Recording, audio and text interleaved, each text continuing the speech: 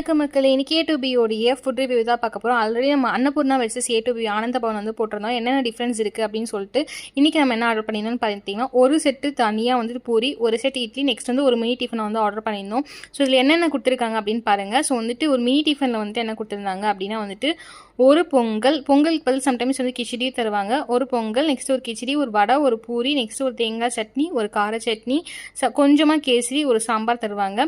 கார சட்னி தனியாக பாக்ஸில் வந்துடும். நெக்ஸ்ட்டு ஒரு செட்டு பூரி வந்துட்டு அந்த குருமா, அதாவது உருளைக்கிழங்கு குருமா தருவாங்க. ஒரு செட்டு இட்லியில் வந்து சேம் கார சட்னி, சாம்பார், தென் வந்துட்டு கோகனட் சட்னி வந்து தருவாங்க. ஸோ வந்து கேசரி தான் என்னோடய ஃபேவரட். அது அன்னபூர்ணாலையுமே பார்த்தோம். நெக்ஸ்ட் வந்து ரெண்டுமே கேசரி பக்காவாக இருக்கும். ஸோ வந்துட்டு நீங்கள் ஸ்விக்கியில் ஆர்டர் பண்ணிங்கன்னா 7 கிலோமீட்டர் உள்ளே இருந்துச்சுன்னா உங்களுக்கு காஸ்ட்டு கம்மியாக வரும். டெலிவரி சார்ஜ் வந்து இல்லை. வந்து ஸ்விக்கியில் ஆஃபர்ஸ் இருக்கும். நீங்கள் அதை யூஸ் பண்ணாலுமே வந்து கம்மியாக வரும். ஸோ நீங்கள் அப்படி யூஸ் பண்ணி வாங்க. நாங்கள் மேக்ஸிமம் ஆர்டர் பண்ணும்போது அப்படி தான் ஆர்டர் பண்ணுவோம். ஸோ என்னுடைய ஃபேவரட் வந்துட்டு எப்பயும் போல் கேசரி தான். ஒரு டைம் நீங்கள் வந்துட்டு ஆர்டர் பண்ணி வாங்கி சாப்பிட்டு பாருங்கள். தென் அது மட்டும் இல்லாமல் A2B ஆனந்த பவன் ரெண்டுத்துலையுமே கேசரி செம டேஸ்ட்டாக இருக்கும். Tata bye by.